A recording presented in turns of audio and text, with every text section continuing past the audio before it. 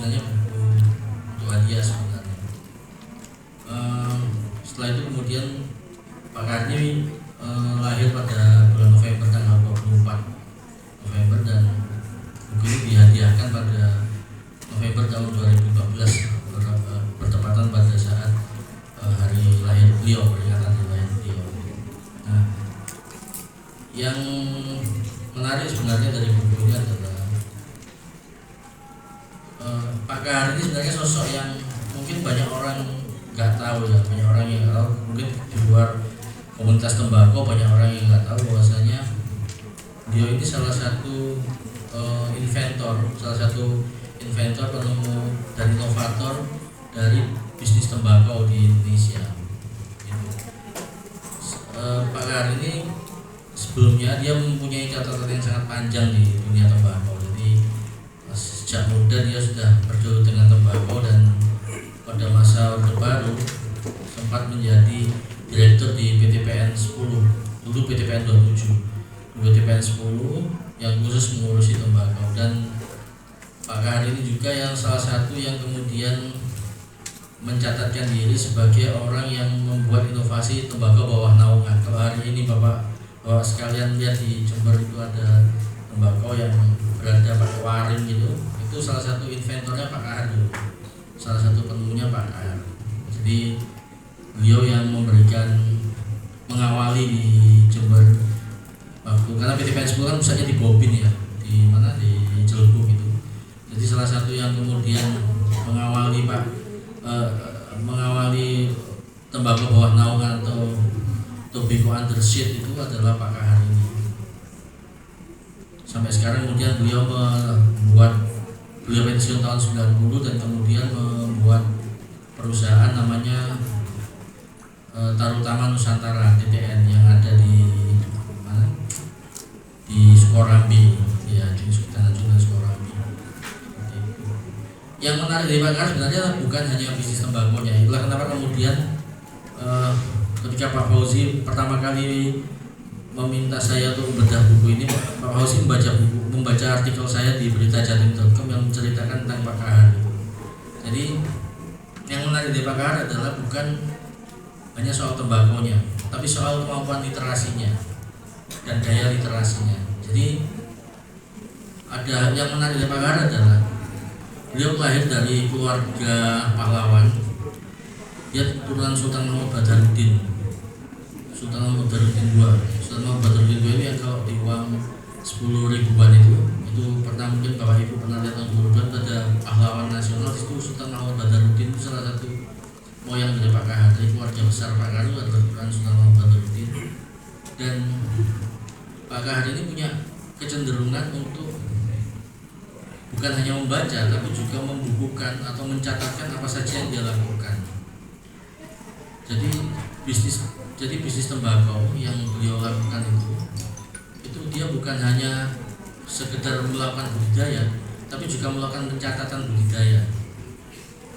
Jadi setiap inovasi yang beliau lakukan, setiap penemuan yang beliau lakukan, kemudian bahkan salah satu yang menarik adalah pada saat beliau mengembangkan perpaduan antara tembakau Besukinaos dengan tembakau Kuba, itu beliau catatkan juga. Jadi sebenarnya tidak banyak orang yang memiliki kemampuan atau memiliki keinginan melakukan pencatatan seperti itu, seperti Pak Kahar. Terus yang berikutnya adalah beliau sangat tertarik dengan literasi karena dia menganggap itu bagian dari perjuangan dia. Jadi Pak Kahar ini adalah sosok yang semasa hidupnya itu dalam sejarahnya dia dilukai oleh Belanda waktu itu. Dia Belanda gini, ayahnya itu diculik oleh Belanda dan disekap dan kemudian hilang sampai sekarang.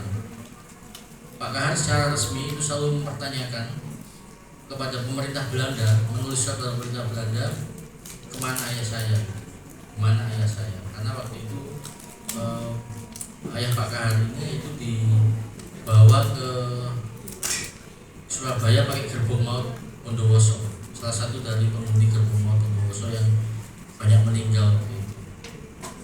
Dan pada saat itu Pak Kahar kemudian setelah dia berhasil dan dia kemudian besar, dia menjadi pengusaha yang sukses, salah satu yang itu menarik bagi saya, dia mendedikasikan hidupnya itu untuk mencari jejak sejarah keluarganya, termasuk ayahnya, dan cara dia mencari jejak sejarah keluarganya adalah dengan menuliskannya.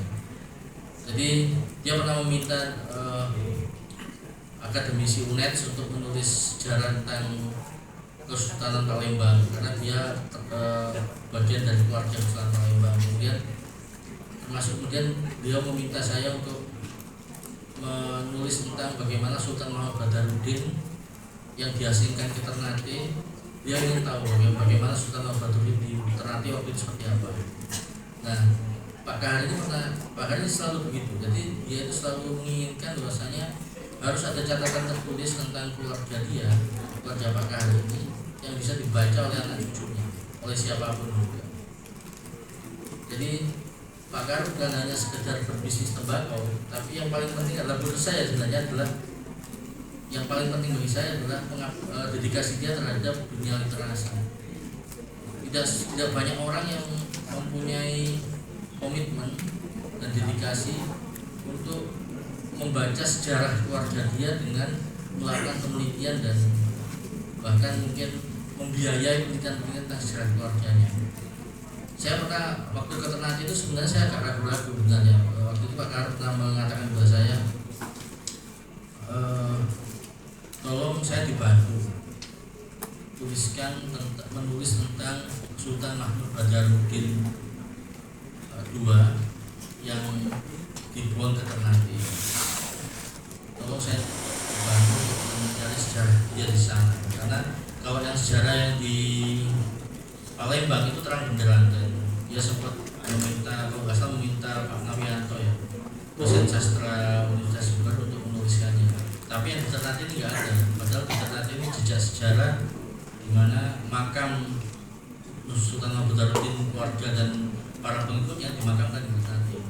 Waktu itu meminta saya, dan saya sebenarnya sempat ragu juga. Karena kenapa? Karena setelah saya kulik di internet, ternyata sangat minim sekali informasi soal Sultan Mahmud Badarudin di Ternate, sangat minim sekali. Artinya apa? Artinya sebenarnya kalau sebelum menulis biasanya begini, kalau saya sebelum menulis selalu melakukan riset awal kan, nulis buku ya. Jadi salah satu tantangan tulis buku adalah kita harus melakukan riset awal. Jadi kalau saya wartawan, dalam hal menulis sesuatu saja, misalkan saya menulis tentang politik, maka saya harus melakukan riset awal, misalnya tentang pilpres misalkan. Harus ada riset awal yang saya lakukan, minimal baca apalagi buku. Jadi di buku ini saya harus melakukan riset awal dulu.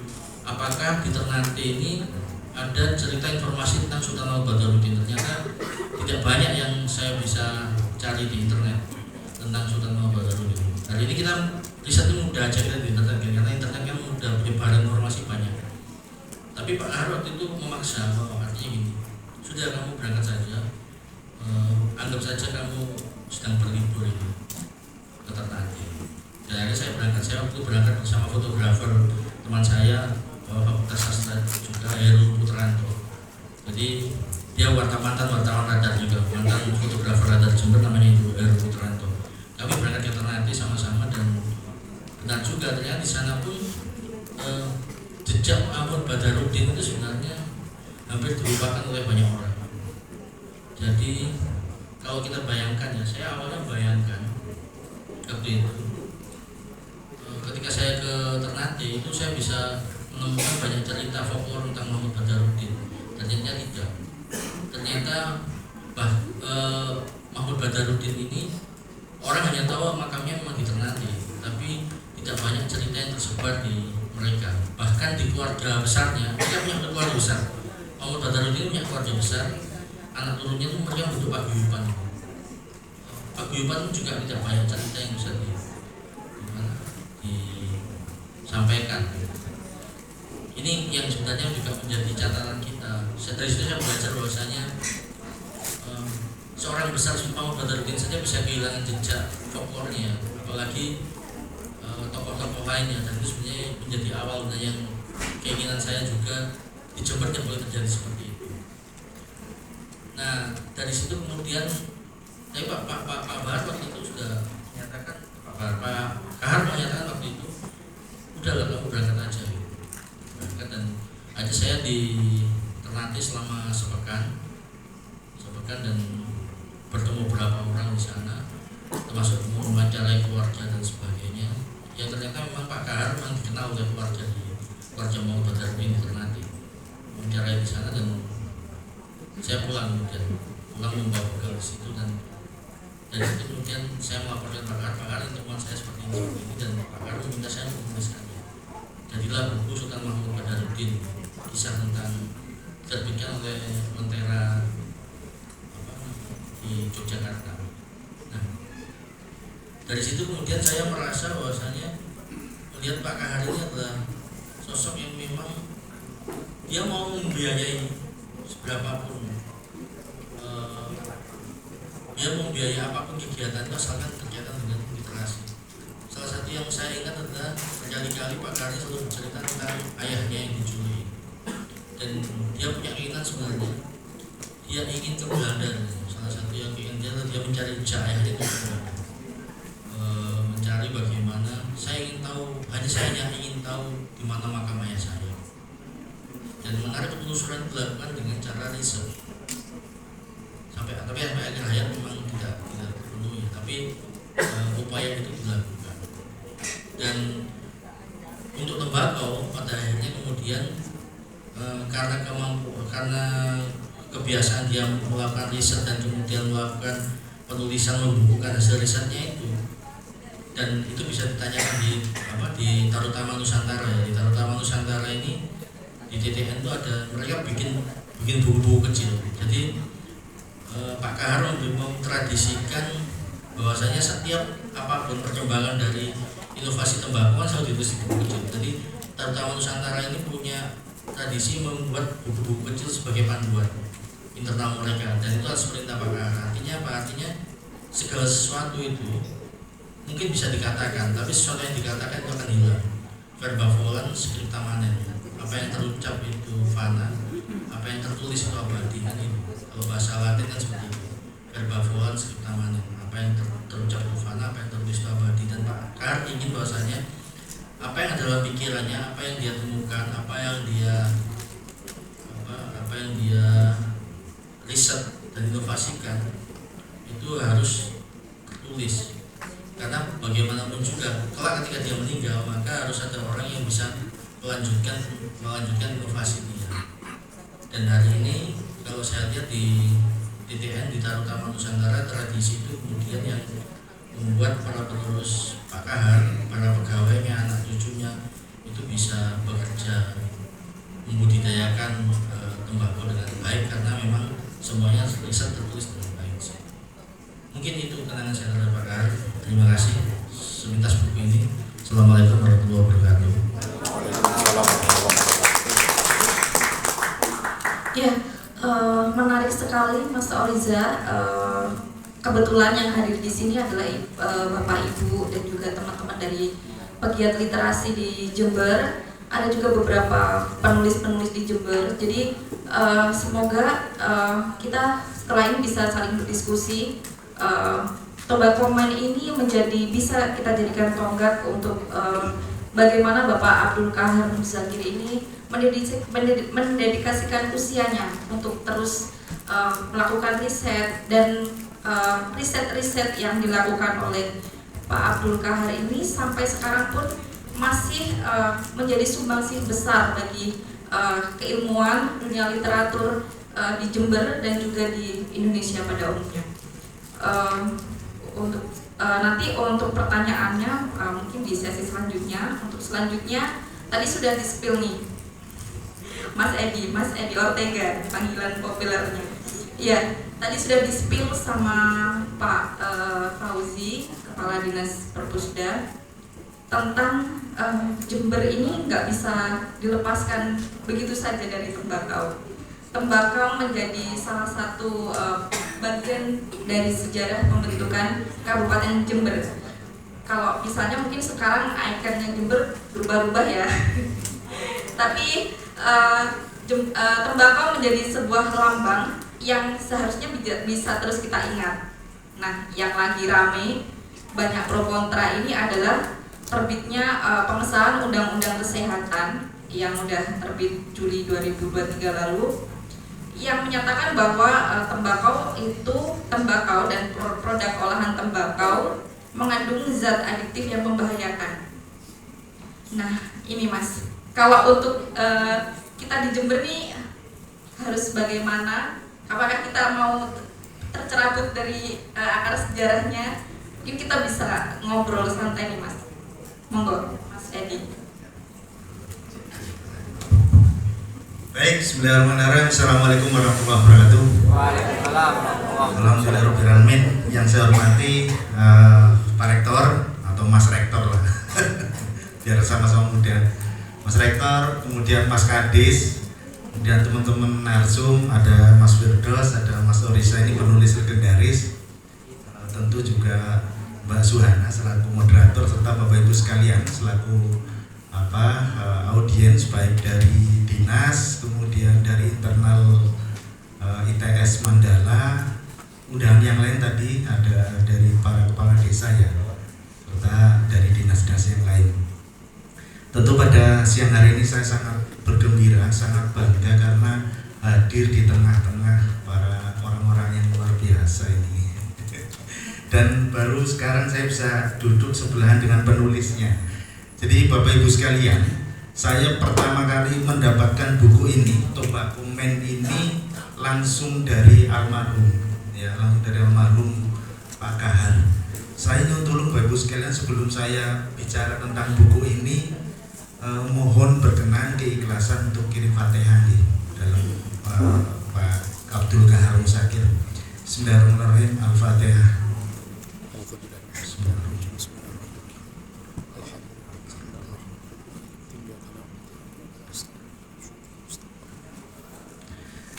Mudah-mudahan Fatihah kita nyampe ke almarhum, supaya semakin lapang dan semakin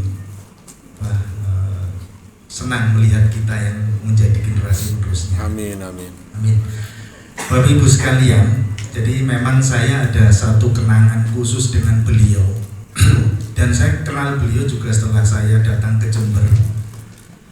Persis sekali sebulan sebelum beliau meninggal, saya perjumpaan terakhir dengan beliau. Saya setiap ketemu dengan beliau itu hitungannya berjam-jam saya ngobrol sama beliau. Kenapa? Karena satu, kami sama-sama punya hobi yang sama, ya, sama-sama katanya senang membaca. Kemudian yang kedua, sama-sama inilah ya, rodo gaya sidik, sama-sama senang cerutu gitu. Jadi kami kalau sudah ketemu, saya dicepai cerutu sama almarhum, jadi bisa ngobrol sampai berjam-jam. Nah, apa yang beliau utarakan, apa yang beliau ceritakan itu ternyata saya tidak tahu waktu itu dituangkan dalam sebuah buku, dan yang menulis ternyata sebelah saya gitu. Dan apa yang beliau sampaikan, apa yang kita diskusikan, ternyata setelah saya membaca buku ini itu ya plek gitu loh, plek dari yang diceritakan kemudian tertuang di sini gitu ya. Jadi karena ini waktunya 15 menit ini istilahnya tadi Pak Kadis itu, Mas Kadis itu, ini sebenarnya bukan bedah buku ya, silaturahim lah seri. Tapi jangan khawatir Bapak Ibu sekalian, makna silaturahim ini sangat dahsyat ya, sangat dahsyat. Saya bisa ketemu dengan Mas Rektor, Mas Kadis dan yang lain yang ternyata juga satu alumni. Saya sama Mas Rektor sama Mbak Warek satu itu satu alumni S3 di manajemen. Beda juga ini, ternyata juga beliau Mas Firdaus juga. Jadi ya baru ketemu ya setelah ada silaturahim ini. Tentu ini sesuatu yang sangat menyenangkan gitu ya. Nah, terkait kesempatan pada siang hari ini, paling tidak Bapak Ibu sekalian ada 3 hal yang ingin saya sampaikan. Yang pertama terkait dengan buku ini sendiri, kemudian yang kedua terkait dengan dinamika yang berkembang saat ini, dan yang ketiga apa sih next atau harapan kita ke depan, tentu sesuai dengan yang dipesankan oleh Mas Kadis tadi. Yang pertama Bu sekalian, kalau kita melihat buku ini setebal 443 halaman, kemudian saya dikasih beliau, ditandatangani beliau langsung itu pada 6 Januari 2021. Jadi persis beliau sebelum meninggal ngasih buku ini ke saya, makanya saya katakan ada kenangan khusus di situ. Nah, di buku ini Bapak Ibu sekalian, itu saya menangkap ada 6 poin ya, 6 poin yang saya tangkap. Yang pertama adalah bagaimana beliau menceritakan sejarah awal mula beliau menjadi sosok mulai selesai sekolah sampai kemudian bekerja mengikuti PTPN 27 sampai mendirikan TTN beserta teman-temannya. Itu sejarah ya, yang tadi sudah diulas oleh Mas Orisa. Kemudian yang kedua yang saya tangkap di buku ini adalah beliau itu menyampaikan beberapa value, Bapak sekali. Ada beberapa nilai value hidup yang beliau sampaikan di buku ini. Yang pertama yang saya tangkap adalah nilai religius, Bapak Ibu sekalian. Mungkin karena beliau ini beliau ini adalah dari keturunan atau dilahirkan dari keluarga yang religius, maka beliau memulai dan bergerak terus berkarya itu senantiasa diliputi oleh nilai-nilai religius yang sangat tinggi. Beliau mengatakan di buku ini, ya, kalau saya kutip di situ, beliau mengatakan that Allah surely help me while encounter any kind of difficulties as long as I keep doing two things. One, being consistently worship Him. Kemudian yang kedua itu doing good deeds. Jadi artinya beliau mengatakan bahwa dalam perjalanan hidupnya itu yang pertama yang tidak boleh lupa adalah senantiasa beribadah. Situ. Yang kedua, ini nilainya memang betul-betul filosofis Bapak sekalian. Senantiasa mengingatkan kita untuk senantiasa beribadah. Kemudian yang kedua adalah senantiasa beramal soleh. Jadi beliau menanamkan itu ada kesalehan individu dan kesalehan sosial. Beliau tanamkan betul di situ. Itu diucapkan beliau di buku ini di halaman 119. Ya, 119. Kemudian value yang kedua yang saya tangkap dari Bapak sekalian itu bagaimana beliau itu memposisikan dirinya sebagai manusia pembelajar, manusia pembelajar dan juga sebagai sang inovator. Bayangkan di era 70-an, 80-an, beliau itu sudah punya visi jauh ke depan. Bagaimana bisa mengembangkan tembakau ini di daerah Jember yang notabene pada saat itu memang sudah sudah jadi daerah basis untuk penanaman tembakau. Beliau selalu belajar dan harus mencari ilmu, belajar dengan membaca dan sebagainya, dan beliau harus mendatangi berbagai tempat di seluruh Nusantara dan di luar negeri. Itu menunjukkan bahwa beliau itu sebagai manusia pembelajar dan terus mencari inovasi-inovasi apa yang bisa dihasilkan dari tembakau ini. Itu Bapak sekalian. Yang ketiga yang saya tangkap dari buku ini adalah beliau ini tipikal memang seorang problem solver. Ya. Jadi beberapa persoalan-persoalan pelik yang dihadapi baik terkait dengan pertembakauan, terkait dengan perusahaan, terkait dengan dinamika eksternal, itu beliau memang betul-betul menjadi seorang problem solver yang handal. Beliau mengatakan di situ bahwa persoalan-persoalan yang paling pelik adalah bagaimana mengkoneksikan antara manajemen dengan teknikal. Artinya apa sesuatu yang terjadi di lapang dengan proses manajemen itu menurut beliau itu yang paling pelik untuk diselesaikan. Itu beliau ungkapkan saya baca ini beliau di halaman 89 sampai 200 halaman 89 ya. Di chapter 4 New Challenges. Jadi ada perubahan dari tahun 89 sampai 2015. Jadi beliau mengutarakan di situ. Dari situlah terbaca bahwa beliau itu seorang problem solver yang ada. Berikutnya yang saya tangkap di situ adalah beliau seorang pengkader yang hebat, Bapak sekalian. Pengkader. Kenapa saya katakan pengkader yang hebat? Bisa diketahui sekarang di TTN itu ya dengan sepeninggal beliau masih bisa eksis karena apa? Beliau mengkader anaknya, mengkader anak-anak dari kolega-koleganya, mengkader para pekerja-pekerjanya. Bahkan yang saya baca dari buku ini dan memang sudah saya komunikasikan juga, itu kalau tidak salah sampai menyekolahkan 3 stafnya sampai ke S3. Artinya memang betul-betul beliau itu punya komitmen kuat untuk menjadikan penerus-penerusnya itu sebagai kader-kader penerus yang handal gitu ya. Baru kemudian poin yang terakhir yang saya tangkap itu beliau memang punya visi jauh ke depan ya. Visi jauh ke depan, kenapa? Karena di situ selain beliau menyiapkan SDM yang handal di perusahaannya juga beliau itu peduli akan kesehatan. Terbukti pada saat diskusi terakhir dengan saya, beliau itu mengalami kegelisahan satu terkait bagaimana dinamika pertarungan antara kepentingan bisnis dengan kepentingan yang berbasis ideologis, yang kemudian larinya adalah pertarungan antara kepentingan korporasi antar korporasi ya. Antar korporasi itu korporasi yang berbasis kesehatan dengan korporasi yang berbasis pertembakuan, yang kemudian impactnya adalah melahirkan yang sekarang ini keluarnya undang-undang kesehatan ya Bapak Ibu sekalian. Nah di undang-undang kesehatan, dan undang-undang kesehatan ini kan baru kemarin terbit Bapak Ibu sekalian. Itu terbit tanggal 8 Agustus, ditandatangani Presiden itu 8 Agustus 2023.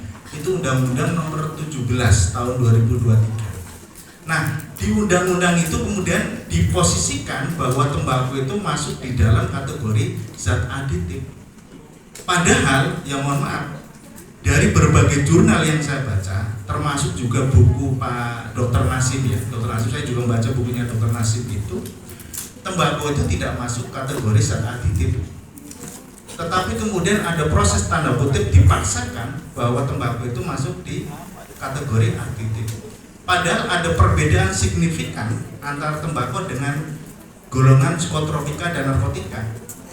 Golongan psikotropika dan narkotika itu jelas bukan hanya aditif saja, tapi memang menimbulkan proses kecanduan. Sementara di tembakau ini tidak menimbulkan kecanduan. Nah ini, tetapi kemudian di undang-undang ini kemudian yang akan diturunkan di dalam RPP ini dalam tanda kutip sedang dipaksakan untuk masuk dalam kategori zat aditif, yang tentu konsekuensinya adalah akan terjadi pembatasan-perbatasan di berbagai hal. Sebenarnya Bapak Ibu sekalian, ini saya ternyata sudah masuk ke poin 23 ya. Sebenarnya Bapak Ibu sekalian, RPP ini kan dinamikanya sudah sangat lama ya. Dinamikanya sudah sangat lama, sejak 2010, termasuk baru lahirnya kemudian Undang-Undang Kesehatan. Di 2010 mantan Menteri Kesehatan Ibu Fadila Sufari itu justru waktu itu beliau ikut menyampaikan bahwa sebenarnya Undang-Undang Kesehatan dan RPP-nya itu harus dikaji ulang. Karena beliau sadar betul bahwa belum pernah menemukan satu jurnal pun yang mengkoneksikan, mengkaitkan bahwa rokok itu sebagai penyebab terjadinya apa yang tertulis di rokok itu. Nah itu Bapak sekalian. Dan pertimbangan beliau waktu itu mengatakan bahwa satu, pikirkan nasib petani. Yang kedua, pikirkan nasib para pekerja di sektor industri rokok. Bapak Ibu bisa bayangkan hari ini sampai hari ini ada total 1.800 petani tembakau. Kemudian pekerja di sektor di sektor industri rokok itu ada 6.100.000 Bapak Ibu sekalian. Bisa dibayangkan, berartinya bahwa hampir 10 juta orang akan terimbas dengan nanti seandainya RPP ini sesuai dengan desain awal. Makanya kemudian kami bersuara ketika teman-teman yang lain, elemen-elemen yang lain itu belum bergerak. Kami dari Kadin Jawa Timur, saya kebetulan di Kadin Jawa Timur sebagai Waketum Bidang Pertanian Pangan, menginisiasi ini nih ada persoalan besar dan ini persoalan serius. Ya, persoalan serius di mana? Ini menyangkut hajat hidup orang banyak. Dan kebetulan salah satu daerah yang kena imbas ya Jember kan gitu. Karena Jember sebagai salah satu pusat tembakau nasional. Jawa Timur ini kan total arealnya itu 45% Bapak Ibu sekalian, 45% nasional. Baru kemudian jadi urutannya Jawa Timur, kemudian NTB, baru kemudian Jawa Tengah dan daerah seterusnya yang lainnya. Tetapi dari sekian daerah itu porsi terbesarnya itu justru dari Jawa Timur dengan luasan areal 45% itu Bapak sekalian. Dan jangan lupa Bapak sekalian, tembakau ini menyumbang cukainya itu terakhir di 2022 itu 226 triliun Pak. Bisa dibayangkan. Yang kemudian turun lagi di dana bagi hasil apa? Nah, di BCHT itu yang kemudian dimanfaatkan oleh pemerintah daerah masing-masing yang mendapatkan DPHJT itu Bapak sekalian. Jadi artinya bahwa ini ada satu dinamika yang memang betul-betul harus kita perhatikan dengan serius. Dan betul seperti Pak Kadis sampaikan, beliau punya beban moral tersendiri. Kenapa? Di badge-nya ini melekat gambar tembakau yang menunjukkan simbol tembakau ini sebagai simbol brandingnya Jember. Lah kalau brandingnya ini sedang bermasalah, sedang ada sesuatu ya, kemudian kita ya tidak ada sesuatu yang bisa memberikan kontribusi, ini juga akan jadi persoalan. Makanya saya sangat senang hari ini Pak Kadis, Pak Rektor ya inilah contoh memang para aktivis begini. Kalau para pejabatnya dari aktivis pasti sudah nyambung gitu ya, nyambung. Ya alhamdulillah saya hari ini difasilitasi bagaimana kita bisa melihat satu sejarah, satu fenomena dan bagaimana kita ke depan. Bagus sekalian. Ini masuk ketiga ya. Terkait fenomena kita ke depan bahwa dengan adanya undang-undang kesehatan kemudian nanti akan diberlakukannya RPP. Kita sampai kemarin kita di Semarang betul-betul kita bertarung Bapak Ibu sekalian karena ada pasal-pasal klausul